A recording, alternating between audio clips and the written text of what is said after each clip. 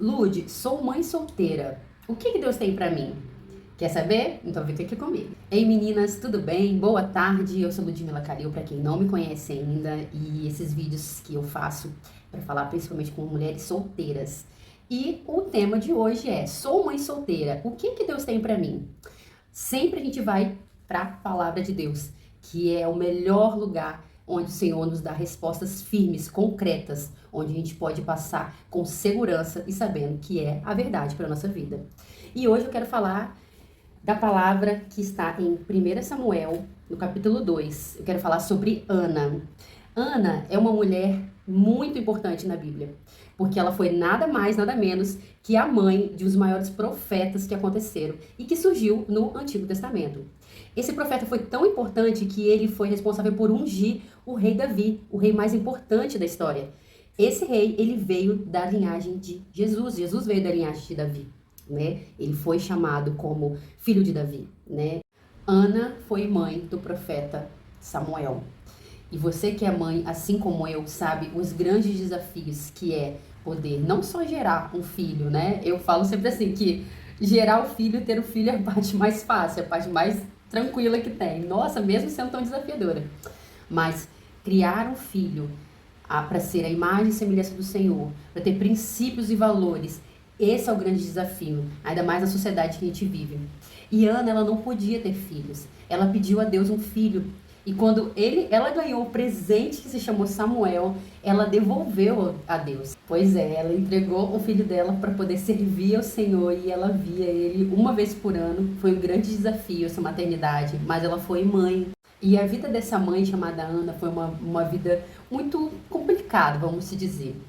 O marido dela tinha duas esposas, sim, era Ana e Penina. Naquela época, né, era meio que liberado ter esses casamentos duplos e tudo mais. Então, ela tinha uma rival.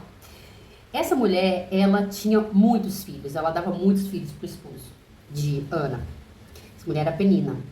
E Penina, ela meio que jogava na cara de Ana que ela tinha muitos filhos e que Ana não tinha nenhum filho. E Ana se compadeceu, ela ficou muito triste. E anualmente eles iam até o templo para poder orar. E Ana estava ali e ela se debruçou naquele lugar. E ela pediu a Deus com um filho, com a promessa de que se Deus desse para ela um filho, ela o consagraria a Deus. E esse filho serviria a Deus por toda a sua vida. Deus ouviu o clamor dessa mãe chamada Ana e ela concebeu e deu à luz a Samuel. Samuel chegou finalmente, ela ficou muito feliz. E por isso ela escreveu um cântico, uma oração. Essa oração a gente encontra em 1 Samuel, capítulo 2, versículos de 6 a 8, que diz: O Senhor é quem tira a vida e a dá. Faz descer ao Seol a sepultura e da morte resgata. O Senhor faz empobrecer e faz enriquecer. Ele humilha e exalta. Ergue do pó o necessitado e do monturo e de cinzas faz ressurgir o abatido. Ele os faz assentar com príncipes e lhes concede o lugar de honra. Porque ao Senhor pertence os fundamentos da terra e sobre eles estabeleceu o mundo. Deus é um Deus que sabe exatamente o que a gente precisa e Ele nos ouve. Ele ouve a nossa oração.